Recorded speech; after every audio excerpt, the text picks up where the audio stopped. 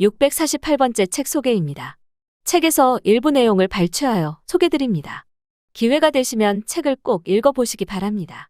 본 영상은 타이캐스트의 AI성으로 녹화하였습니다. 책 제목 데일 카네기 자기관리론.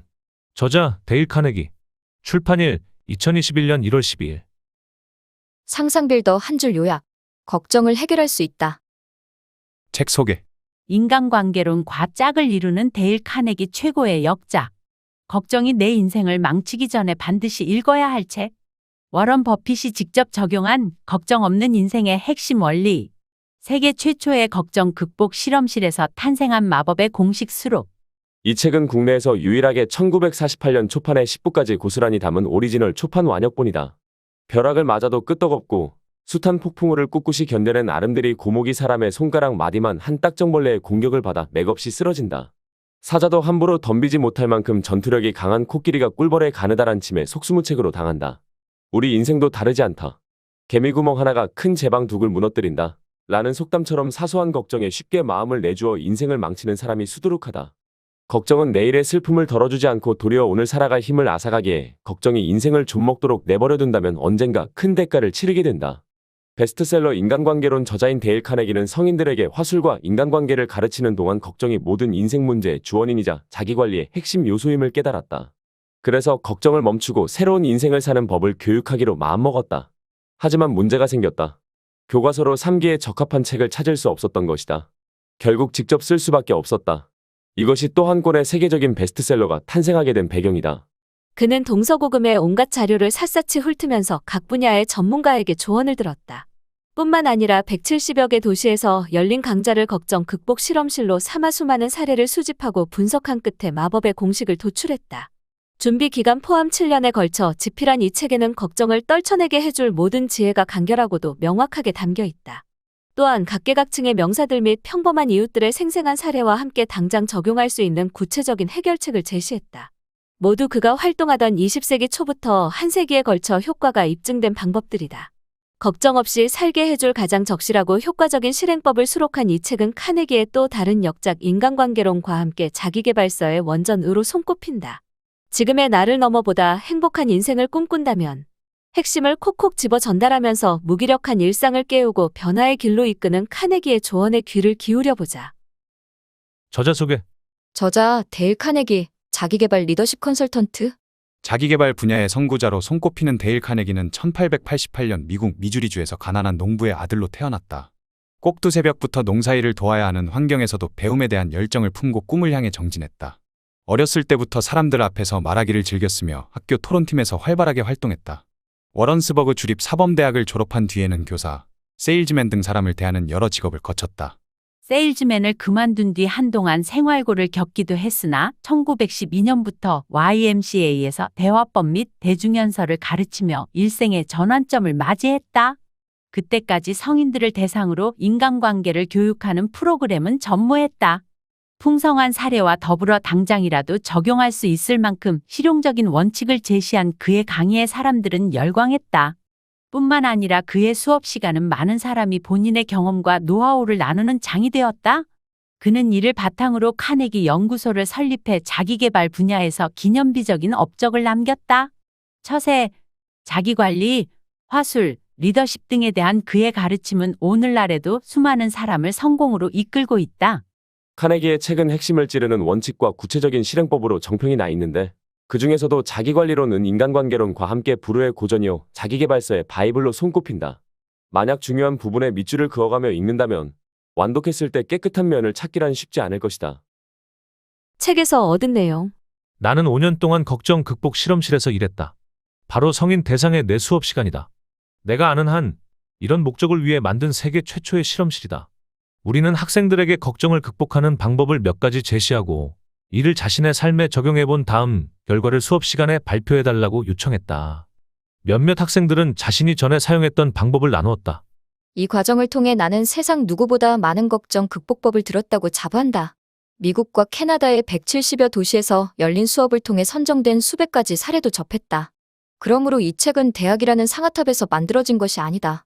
걱정을 극복하는 방법에 대한 학문적 설교도 아니다. 수천 명의 성인이 어떻게 걱정을 극복했는지 간결하고도 박진감 넘치게 기록한 결과물이다. 저자로서 한 가지는 분명하게 자부할 수 있다. 이 책은 구체적이고 믿을 만하다. 심리학적으로 보았을 때 윌리스 캐리어가 사용한 마법의 공식이 그토록 탁월하고 실용적인 이유는 무엇일까? 걱정이 짙은 안개처럼 우리 눈을 가려 아무것도 보지 못하게 만드는 상황에서 우리를 끄집어내기 때문이다. 그가 쓴 방법은 대지를 단단히 딛고 서게 하며 자신이 처한 상황을 직시하게 만든다. 상황과 기반을 모른다면 제대로 생각하는 일은 불가능하지 않겠는가? 심리적으로 볼 때 최악을 받아들이면 새로운 에너지가 솟구친다. 최악을 받아들이면 더 이상 잃을 것이 없다. 그러면 얻을 수 있는 것만 남는다. 많은 사람이 분노의 소용돌이 속에서 스스로 삶을 망가뜨린다. 이들은 최악의 상황을 받아들이려 하지 않고 최악을 상정한 다음 일을 개선하려 들지 않으며 난파선의 잔해에서 인양할 수 있는 것들을 건져보려는 시도조차 하지 않는다. 자신의 삶을 회복해 보려고 애쓰는 대신 억울함에 가득 차서 최악의 경험과 격렬한 싸움에 몰두한다. 결국은 아무런 행동도 하지 않은 채 생각이 고착된 우울증의 희생자가 된다. 여러 번의 경험으로 저는 결정을 내리는 일이 얼마나 중요한지 알게 되었습니다. 목표에 다가서지 못하고 계속 같은 자리에서 맴돌며 한 걸음도 나아가지 못한다면 누구나 신경쇠약에 걸리고 지옥 같은 삶을 살게 될 것입니다. 저는 명확하고 확고한 결정을 내리는 순간 걱정의 50%가 사라진다는 사실을 알게 되었습니다. 40%는 결정을 실천에 옮길 때 사라지더군요. 결국 저는 다음 4단계를 밟아 걱정의 90%를 사라지게 만들 수 있었습니다. 1. 내가 걱정하는 문제를 정확하게 써본다. 2. 내가 무슨 일을 할 수 있는지 써본다. 3. 무엇을 할지 결정한다. 4. 결정한 대로 즉시 실행한다. 대부분의 사람은 코를 쳐박고 열심히 일하거나 자신에게 맡겨진 일을 할 때 행동에 몰두하는 것이 어렵지 않다. 하지만 일을 마치고 난 뒤에 시간이 위험하다. 여가를 즐겨도 되는 자유시간, 가장 행복에 겨울 법한 그 시간에 걱정이라는 이름의 음울한 악마가 우리를 공격한다. 그때 우리는 내가 잘 살고 있는 것인지, 아무런 발전 없이 같은 자리를 맴도는 건 아닌지, 오늘 상사가 한 말에 어떤 의미가 있는지 혹은 이러다가 대머리가 되는 것은 아닌지 걱정하기 시작한다. 텅 빈 정신도 채워지기 마련이다. 무엇으로 채워질까? 보통은 감정이다. 걱정, 두려움, 혐오, 질투, 부러움과 같은 감정은 태고의 활력과 역동적인 에너지에서 비롯되기 때문이다. 부정적인 감정은 마음속에서 평화롭고 행복한 생각과 느낌을 몰아내버린다. 영향력이 큰 존재일수록 그것을 걷어차는 사람들은 더 큰 만족을 느끼게 마련이다. 지금은 윈저 공이된 에드워드 8세는 왕세자 시절 그 사실을 뼈저리게 느꼈다. 그는 데번셔의 다트머스 대학에 다녔는데 미국으로 치면 아나폴리스의 해군사관학교에 해당했다. 당시 왕세자는 14살 정도였다. 하루는 해군 장교 한 사람이 왕세자가 우는 모습을 보고 무슨 문제가 있는지 물었다. 왕세자는 처음에 입을 다물었지만 결국 전말을 털어놓았다. 생도들이 그에게 발길질을 한 것이다. 대학 학장은 생도들을 불러 왕세자가 고자질한 것은 아니라고 설명한 다음 왜 하필 왕세자를 골라 괴롭혔느냐고 물었다. 한참을 주저하고 망설이며 몸을 베베 꼬던 생도들은 마침내 이렇게 털어놓았다. 훗날 영국 해군의 지휘관이나 함장이 된 뒤 예전에 왕을 걷어찬 적이 있다면서 뻐기고 싶었다는 것이다. 당신이 두들겨 맞거나 비판을 받을 때 가해자는 자신이 대단한 사람이라는 기분을 느끼기 위해서 그렇게 한다는 사실을 기억하라. 그런 경우는 대체로 당신이 훌륭한 일을 해냈거나 주목을 받을 만한 가치가 있는 사람임을 증명해준다. 놀랍고도 중요한 사실이 있다. 사람은 정신노동만으로는 피곤해지지 않는다.